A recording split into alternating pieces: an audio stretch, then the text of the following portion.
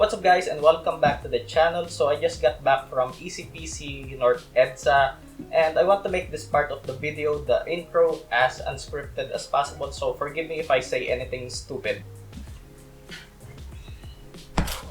So this is the Rakk Panasque, my new case. So sort of like a minor upgrade to my current case. If you watch my setup tour video, you know that I really hate my case right now, which is the Aerocool GTRS. So don't buy that, just yeah. So I'm gonna be building inside this today, and you guys voted for the step-by-step build guide on Twitter. And if you haven't followed me on Twitter, follow me on Twitter for updates on the channel, as yeah, I don't want to make every single one of my announcements on YouTube. So follow me on Twitter for updates on the channel. And for the upcoming giveaway, we are almost at 1,000 subscribers.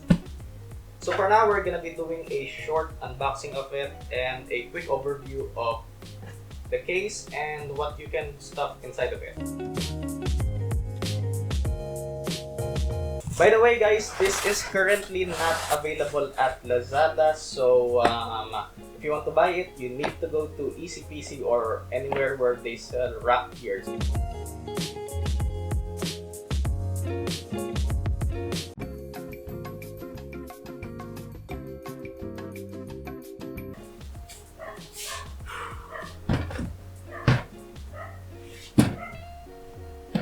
So yeah, after breaking open the box, this is the case. Really had a hard time getting it out of the box. So I hope you guys can see all of it. Okay, I'm just gonna raise it a little and show you guys a quick overview of the case. So here is the case itself. This black one is worth $995, while the white one is $1,095, which is a bit racist. Now there are other cases to choose from in this price range, but this is the one that caught my eye. And I'll just link ECPC's and Rakk Gear's Facebook pages in the description if you guys want to check it out. By the way, this side panel is just acrylic, which is basically just plastic, and while relatively shatter resistant, it will scratch easily. So we have a mid-tower case and has lots of space inside to house a custom loop. At the top, we have the power button, reset, microphone and headphone jack, two USB 2s, power and hard drive indicators, and an expansion for a USB 3 and card readers. So going into the case, you have room on top for an optical drive by pushing this panel from the inside. A dust filter at the front, which I discovered after building inside the case. Going inside, you can fit pretty much any kind of hardware like a custom loop and large graphics cards. Supports up to an 80X motherboard, a 240 rad at the front, two 2.5-inch drive bays on the other side, a 120 rad at the top or at the rear. The power supply goes at the bottom. The top has a magnetic dust filter, which is a bonus in these budget cases. Has enough space on the other side for cable management, where it won't feel cramped when doing cable management. This is where your two 2.5-inch hard drives or SSDs go, and two 3.5-inch drive bays for your mechanical drives. Your power supply, and unfortunately no rubber grommets, which is understandable. And there is a dust filter at the bottom for your power supply, but unfortunately isn't magnetic.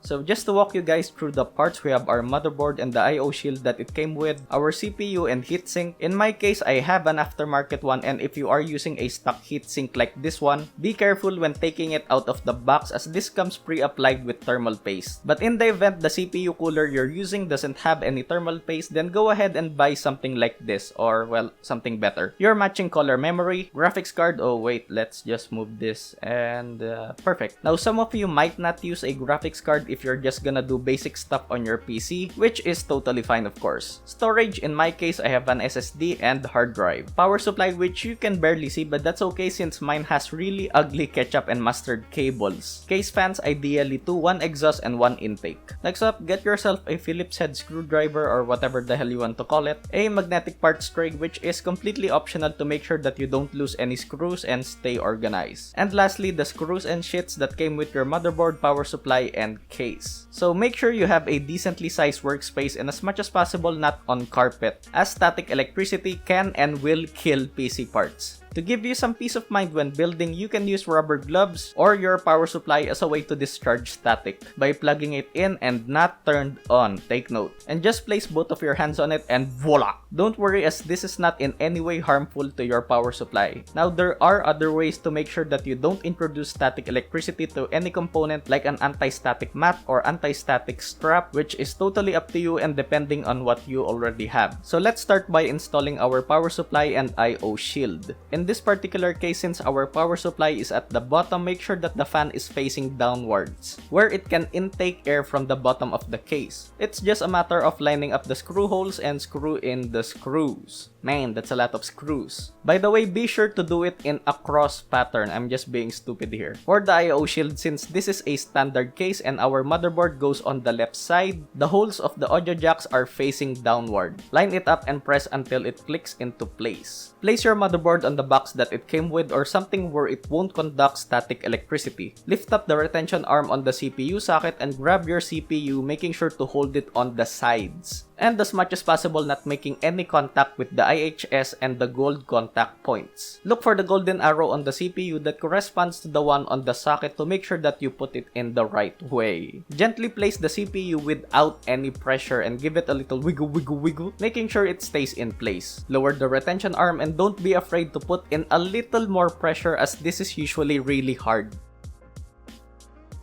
Next up, we have the memory, which is really easy. Just line up these notches with the ones on the socket, pull back the tabs. In my case, I'm using 2 DIMMs since I have 2 memory sticks. But if you only have one, use the one further from the CPU. Line it up and push on both sides until it clicks. Next up, grab your CPU cooler. Now, there are some cases where your heatsink won't have any thermal paste. There are many ways to apply thermal paste, but this is the one that I use. Apply a rice grain size of thermal paste on the middle of the IHS. But if you're like me and you're not confident with your thermal paste application, use the spatula that your thermal paste came with and spread evenly at the center. Align the CPU cooler to these 4 holes. But with an AMD CPU, it's just 2 brackets. Now, in this case, since I'm using a custom cooler, we want to align the CPU cooler so that it blows air to the back of the case. Line it up and press on the 4 notches in a cross pattern until all of them click, and plug in the fan header on the motherboard labeled CPU fan and plug it in with this notch as your guide.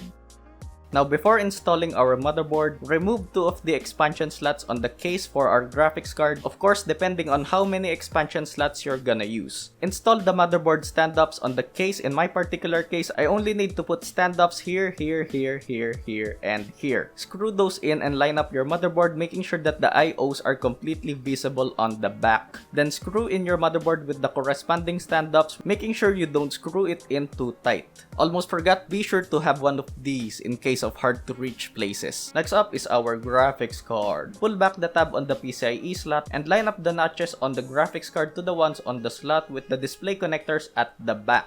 Obviously, push it in until it clicks into place and screw in your graphics card to make sure it doesn't sag and stays in place. Now, to give some power to our motherboard, since my graphics card doesn't need power from our power supply, just grab the 24-pin power connector and 4 or 8-pin CPU power connector from our power supply to give power to our motherboard and CPU. Now, these have clips for locking the connectors to the motherboard, and as a guide so you know it only goes in one way. In my case, I only need a 4-pin power connector for my CPU. Once you know the right orientation, just push it in until it locks into place. Next up is our storage. Since I have an SSD, I need to mount it here and screw it into place, with the connectors facing downward and our 3.5-inch hard drive that goes here. So usually you need to screw the hard drive, but in my case, the drive bays already have clips for locking my hard drive into place. Of course, making sure that the connectors are not facing the wrong way. Now get the SATA data cables for your SSD and hard drive. These only go in one way and connect it to your SSD and hard drive. And then route the other end to the motherboard SATA connectors. Then grab the SATA power connectors from the power supply, which is basically just a longer version of the SATA data cables.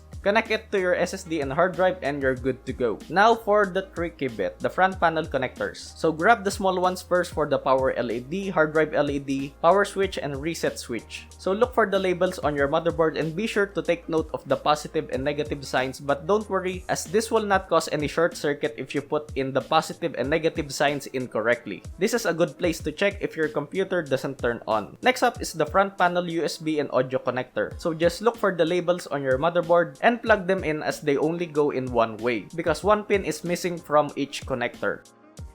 And finally, the case fans. Now usually there are arrow indicators pointing the direction of airflow, but mine doesn't. So just remember the side where the motor is. So in this case, this will be the direction of airflow. When it comes to connections, your case fan can have a Molex connector which connects to another Molex connector on your power supply, and a 3-pin like with mine, and 4-pin connector which you connect to your motherboard. Now if your motherboard only has one connector for a case fan just like with mine, then there's an adapter to connect it to Molex which can either come with or without your case fan. I installed one at the front as an intake and one at the rear as an exhaust. And finally, the moment of truth. Checking to see if your computer actually boots. Now cable management isn't my thing, but I'll just link tutorials on cable management. Now get yourself a monitor, keyboard, mouse, and plug it in, turn it on, and congratulate yourself as you've successfully built your own computer. Now once your computer boots, smash F8, F7, or delete depending on your motherboard. Once in the UEFI BIOS, select the bootable flash drive with the OS of your choice, which you prepared before building this PC, and set it as the boot priority and install your selected OS. After installing the OS, go to your motherboard's website, NVIDIA or AMD, to install all the required drivers. After that, work on your cable management and please don't place your PC on the floor. So this is what the Rakk Panasque looks up and running, and it's safe to say it looks dope AF. So yeah, I hope you guys enjoyed this video and found it helpful. If you guys have any questions, just leave them down below and I'll do my best to answer them. So leave a like, share, and if you're new to the channel, consider subscribing. As always, bookmark and use my Lazada affiliate link when buying at Lazada as a way to support my channel. Don't worry, as it won't have any additional charges to your purchase. It just gives me a small kickback every time you use my link when buying at Lazada. And if you don't mind donating at all, I'll also leave the link to my Patreon in the description of this video. So thanks for watching and I'll see you guys in the next one.